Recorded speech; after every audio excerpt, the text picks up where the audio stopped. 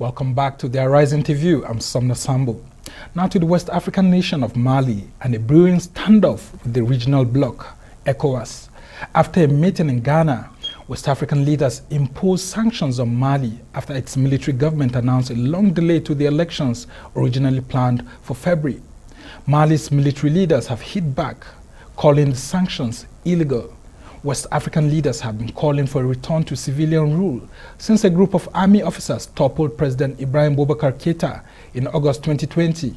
The military rulers now say elections could take place in December 2025 instead of February 2022 as originally agreed, a delay that the West African bloc deems unacceptable.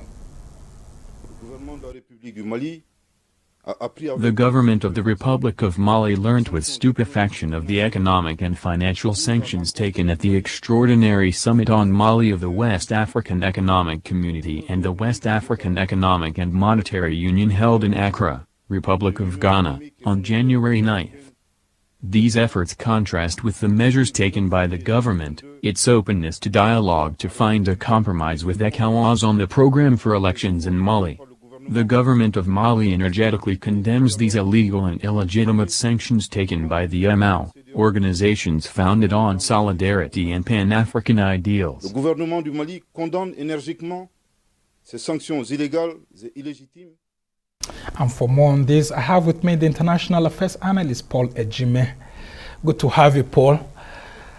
This is a very difficult situation, not just for Mali itself, but for West Africa. I mean, we haven't seen any country or in recent times having this sort of economic blockade.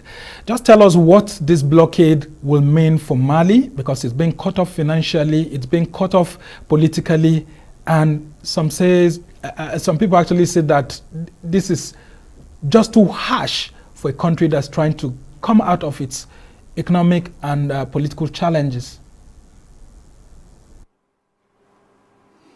So, well, these measures are unprecedented even by ECOWAS standard. But it is said that a dangerous disease requires some drastic treatment. Having said that, let us recognize that military coups are not in vogue. They are an aberration.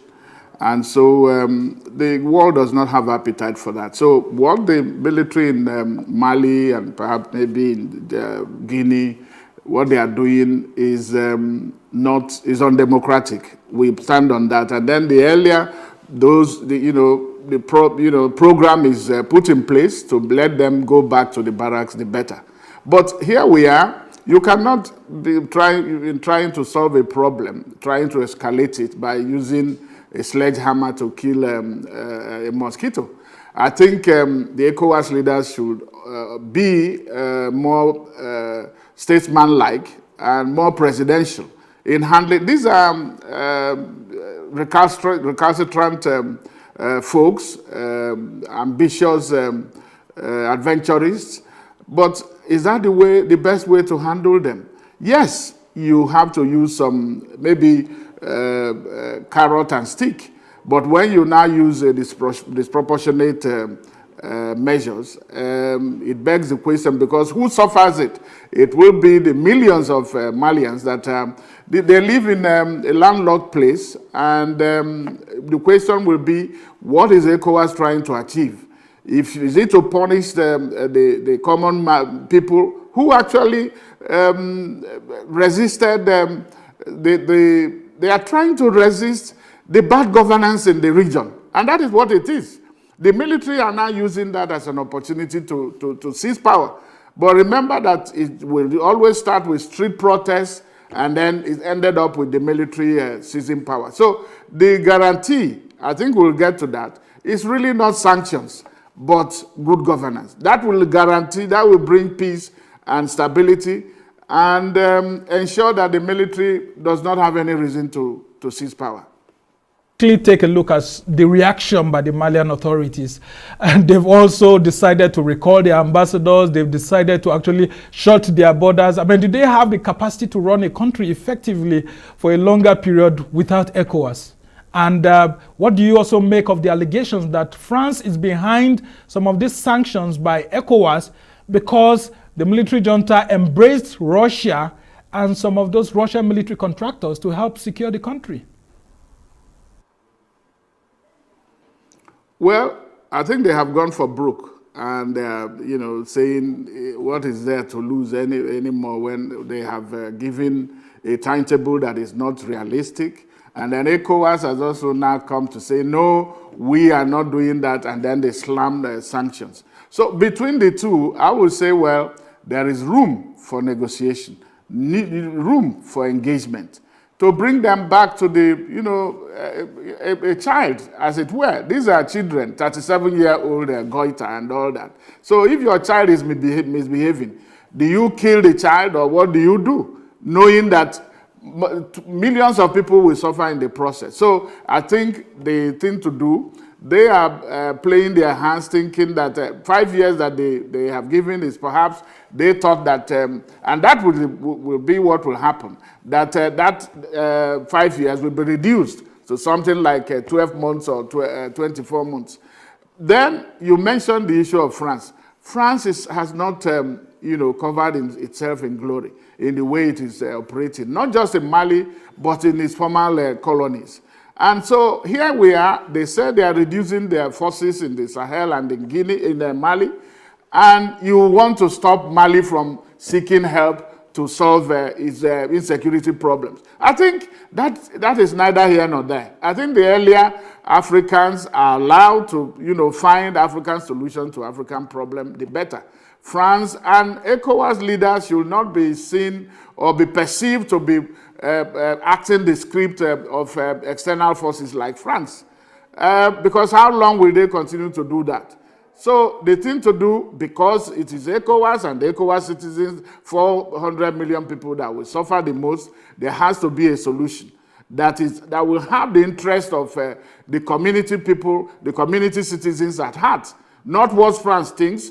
France, is pursuing its own national interest. But what is the interest of Africa? What is the interest of West Africa? I would just want to ask you, Paul. I just want to ask you this. Why don't we have similar sanctions being imposed on Guinea? Why is the sanctions so hard on Mali?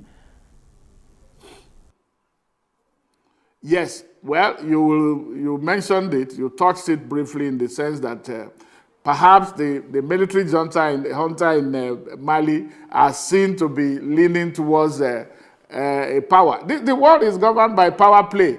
And so France, if it feels that its interest is being threatened by the fact that the Bamako government are now leaning towards Russia, that could be an issue. And then the question of Guinea. Guinea, you see the Guinean Doumbouya and his colleagues, they are probably learning from what is happening in Mali. They have not come out with any timetable. They have said they will consult first and then come out. But the Malians probably came out with 18 months that has now become unrealistic, and then they go back to now talking about extension by 5 years. So there is a difference. So it's not to say that, and those inconsistencies, those, shows lack of seriousness by ECOWAS.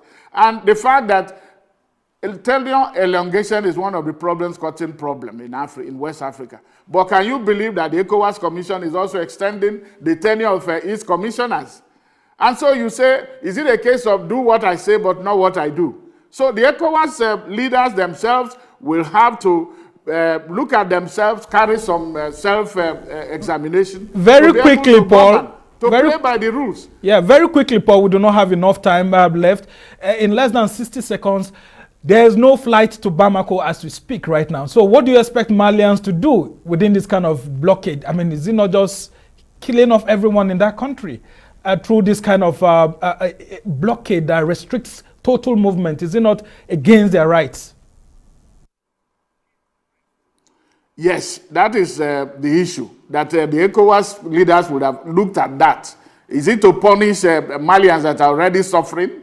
That is the issue. If you block, there are no flights and there are no movement, it will hurt the ordinary people the most. And so ECOWAS will have to look at it. And then the military will also see that they stand to lose if the population will begin to resent their presence, but it has a double-edged effect. It can work, it can create anti-ECOWAS sentiment, and also even make Malians to also begin to question the ambition and the objective of the military if they cannot move with what the region has said. So it's a very it's a catch-22 situation, but the thing is, let them go back to the negotiating table.